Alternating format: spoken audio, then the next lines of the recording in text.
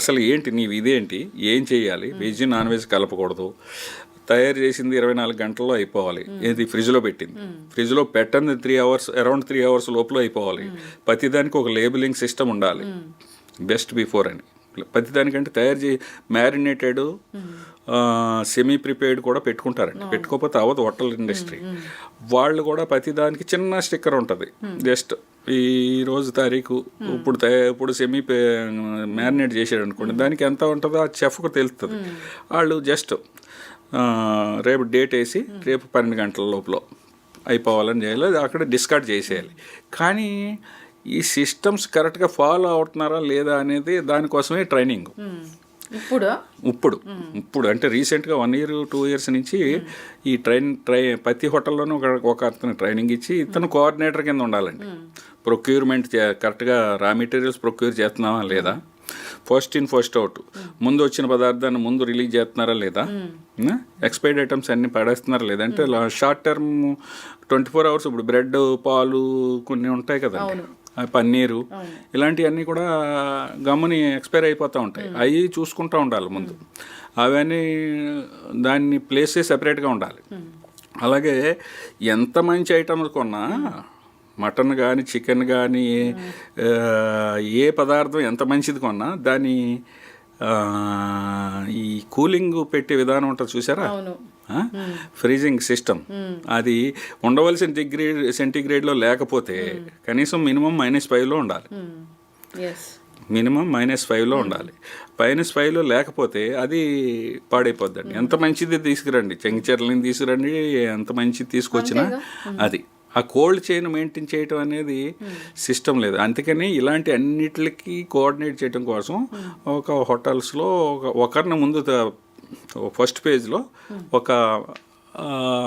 ఎవరో ఒకరిని కొంచెం చదువుకున్న అతన్ని చేసుకుంటే అతను రెగ్యులర్గా అటు ప్రొపరేటర్కి, ఓనర్కి, కిచెన్కి, మన స్టోర్ రూమ్కి, అన్నిటికి, ప్రొక్యూర్మెంట్కి, అన్నిటికీ కోఆర్డినేటర్ కింద ఉండాలండి.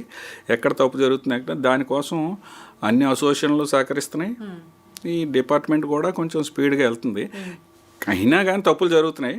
దీన్ని ఇంకా ఫస్ట్ పేజే కాదు, ప్రతి హోటల్లోనే 3-4 ట్రైన్ అప్ చేసి కొంచెం ముందుకు తీసుకెళ్తే ఈ అడల్ట్రేషను, కల్తీ అనేది అంటే తప్పు చేయటం వల్ల ఏదైనా అన్సేఫ్ ఫుడ్ బయటకు వస్తున్నదేమో అని అనుమానం మనకి.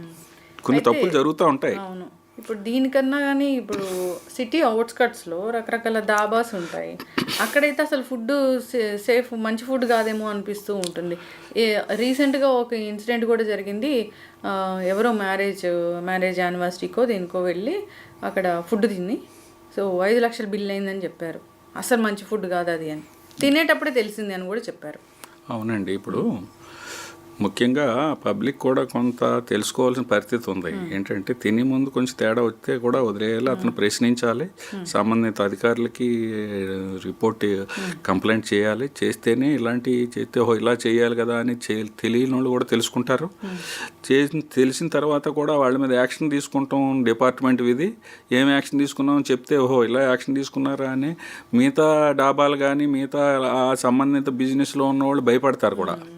అలాంటిది చేయమని ఇప్పుడు ప్రతిదీ వెబ్సైట్లో క్లియర్గా ఫుడ్ సేఫ్టీ అండ్ FSSAI వెబ్సైట్లో ప్రొవిజన్ ఇచ్చారు, లోకల్ నెంబర్లు ఇచ్చారు, GHMCకి నెంబర్లు ఇచ్చారు, అన్నిటికీ ఇచ్చారు. ఇప్పుడు ఆ ప్లాట్ఫామ్స్ని ఉపయోగించుకోవాలి. ఓకే, ఇప్పుడు ఫుడ్లో బల్లో, బొద్దింకో ఇది కామన్గా చూస్తూ ఉంటాం.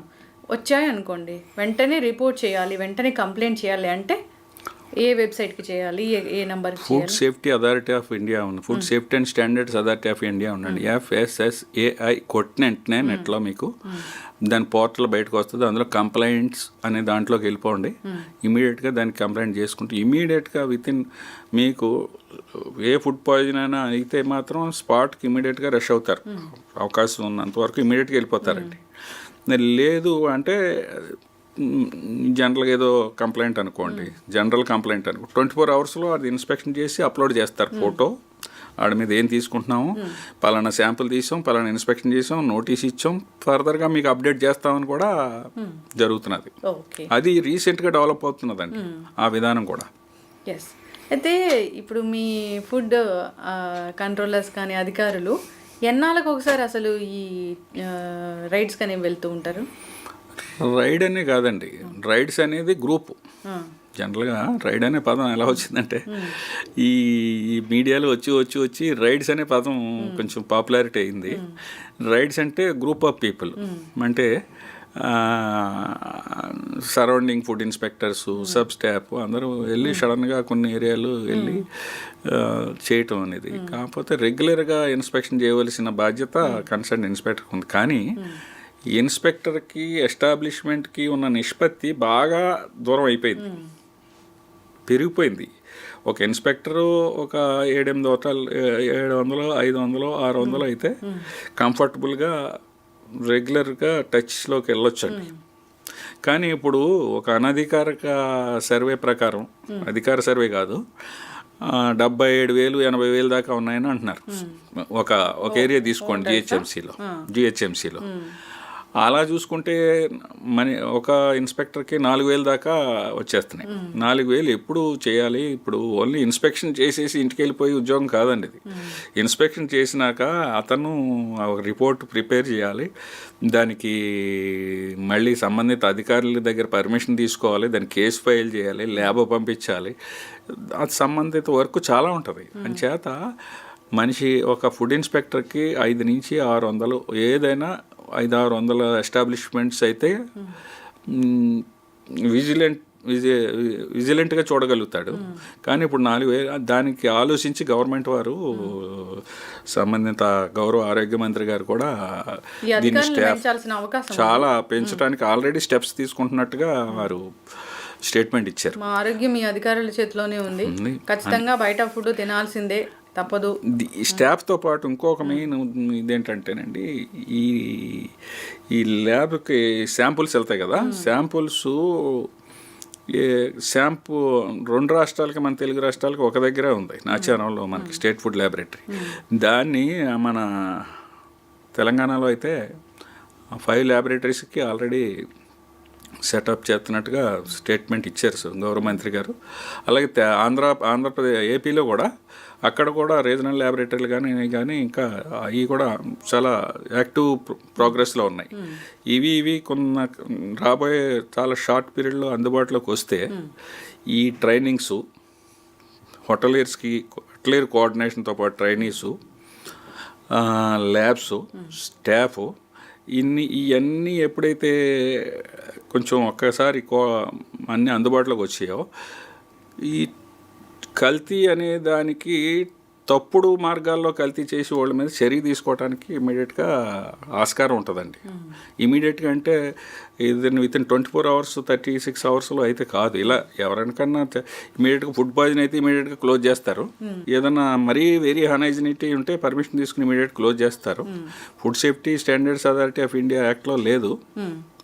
మిగతా చట్టాల ప్రకారం, లోకల్ బాడీస్లో అందుబాటులో ఉన్న చట్టాల ప్రకారం ఇమీడియట్గా వారిని అలా చేయటం కూడా మంచిదేమో అని అనిపిస్తున్నది మా ఎక్స్పీరియన్స్లో. ఎందుకంటే ఒకరిని తప్పు పని చేసిన అతన్ని కొన్నాళ్ళ పాటు బిజినెస్ క్లోజ్ చేసి మనం పబ్లిసిటీ చేసాం అనుకోండి, ఆటోమేటిక్గా అది మిగతా వాళ్ళు తెలిసి తప్పు చేయడానికి జరుపుతారు కదా. ఈ మధ్య మనం చూసాం కదా, మోమోస్ విత్ మైనోస్ తిని చనిపోయిన మహిళను చూసాము. ఎంత డేంజరో అసలు.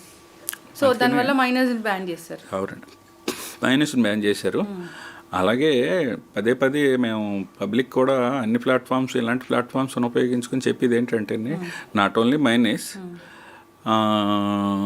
అల్లం వెల్లుల్లి పేస్ట్ కొనేటప్పుడు, వాడేటప్పుడు చాలా డేంజర్. అల్లం వెల్లుల్లి పేస్ట్, టీ పౌడరు, ఆయిల్, చాలా పెద్ద లిస్టే ఉంది సార్. అసలు బయట టీ తాగితే దాంట్లో టీ పౌడర్ వాడుతున్నారని లేదు, దాంట్లో పాలు వాడుతున్నారని లేదు, పాలే పెద్ద కల్తీ.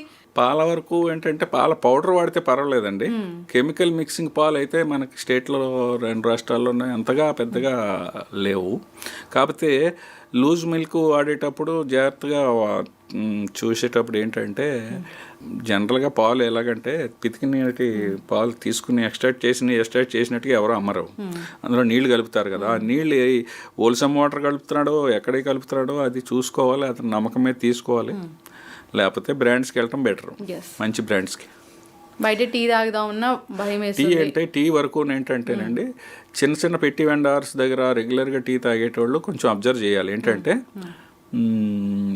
అందులో టీ పౌడర్లో కలర్ ఎసెన్స్ కలిపి ప్రమాదం ఉంది చిన్న టీ స్టాల్స్లో. పెద్దవాళ్ళు జనరల్గా చిన్న లూజ్ పౌడర్ వాడరు. వాళ్ళు కంపెనీ వాడుతున్నారో లేదో తెలుసుకుని మనం ప్రొసీడ్ అవ్వటం బెటరు. ఆయిల్ వరకు ఏంటంటేనండి ఇప్పుడు నేను చెప్పిన ఇందాక ఆ ల్యాబ్స్తో పాటు మనకి అందుబాటులో మొబైల్ ల్యాబొరేటరీస్ ఉన్నాయి. ఏపీ, తెలంగాణ, ఇండియా అంతా కూడా ఉన్నాయి. మొబైల్ ల్యాబొరేటరీ విధి విధానం ఏంటంటే అండి ముఖ్యంగా అది చిన్న చిన్న స్ట్రీట్ ఫుడ్ వెండర్స్ దగ్గరికి వెళ్ళి వాళ్ళ శాంపుల్ స్పాట్లో టెస్ట్ చేసి ఏదైనా తేడా ఉంటే ముఖ్యంగా ఆయిల్ మరిగింది దానికి టీపీసీ అని టోటల్ పోలార్ కౌంట్ అని ఒక మిషన్ ఉంటుందండి. ఆ మిషన్ పెట్టి అబ్జర్వ్ చేస్తారు. వాళ్ళు చెప్తారు. వాళ్ళందరూ మిషన్ కొనుక్కుని స్థాయిలో ఉండకపోవచ్చు.